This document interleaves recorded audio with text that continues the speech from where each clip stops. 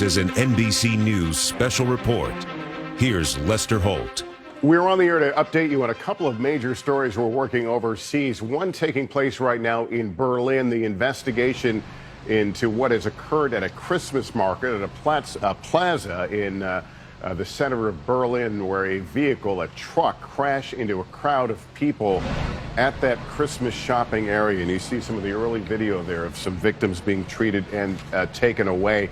This has not been characterized as an accident or attack, but it is certainly bears some of the hallmarks of what we saw earlier this week in a truck attack, or earlier this year in a truck attack in Nice, France. So we're watching that situation. 9 reported dead there so far, and many, many injured. They again are being very cautious as to how they characterize this situation in Berlin. It happened between 1 and 2 p.m. U.S. Eastern Time. So we're watching that, as well as something that occurred just a few hours earlier in Turkey, Ankara. This man, caught in this still photo, shot and killed the Russian ambassador to Turkey, who was speaking at an art opening, a diplomatic function, when that man you saw with the gun pulled that gun out and shot and killed Russia's ambassador to Turkey. The shooter was himself killed. Let's go to NBC's Richard Engel right now. He's monitoring both of these stories from Istanbul for us. Richard? Well, let's start with Germany. Witnesses there say this was no accident, that the truck didn't slow down, that it plowed right into this Christmas market, killing 9 people.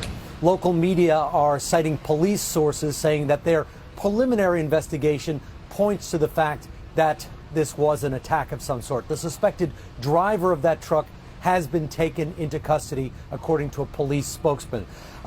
Here in Turkey, we saw an assassination. There was the Russian ambassador, Andrei Karlov, at a typical diplomatic event.